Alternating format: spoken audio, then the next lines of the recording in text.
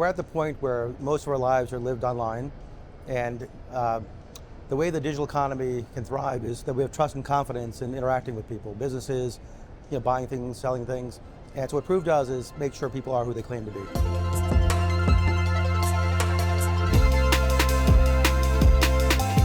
Talk to me about how your identity verification differs from what's currently on the market, what your competitors currently have. The current way things are done is a very outdated model where we kind of predict the next transaction being good or bad based on whether you've done it in the past. We're headed to a world where things have to be cryptographically authenticated, which is a fancy term, but I think in a world where AI is making it easy to impersonate anyone, we're just losing confidence in interacting with things. And so Proof's role is to try to authenticate things deterministically, so we know that this piece of content or this person or this business are really who they claim to be. How is that really enhancing the whole user experience? As it becomes easier and cheaper to defraud things, there's more and more friction, so it just becomes harder to do things.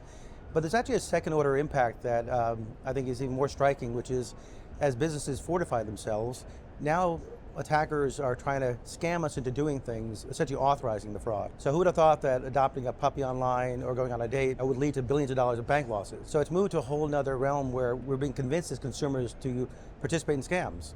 And I think what's really required is this kind of circle of trust, is what we call it at Proof, that when you're interacting with another party, imagine they had a visual cue like a check mark, and that user or that piece of content was verified. Like, you don't know necessarily who it is, but you know that they've been verified behind the scenes. Those types of things will be necessary for us to really trust interacting with folks online. Walk me through exactly how you go about doing this. What are some of the key tools that you utilize to be able to differentiate the difference between an actual legitimate user versus a bad actor? The thing that Proof did differently from the start, we leveraged the way just phones work. So if you think about your phone rings wherever you are in the world. You can make a call anywhere in the world.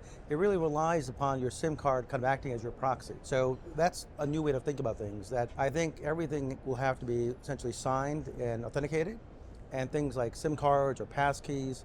We introduced something recently with a partner called AirKey. These keys are going to be the future because you can essentially bind identities to keys. If you can authenticate the key, it's that person. So the days of scanning a passport, putting it on a cloud server that could be hacked, I think now you'll find math and cryptology kind of lending a hand, and maybe my face is scanned, but it becomes a mathematical array. If you were to steal it, you wouldn't know who I am. So I think you're going to see the combination of cryptographic keys, SIM keys, pass keys, air keys, combined with privacy-preserving biometrics.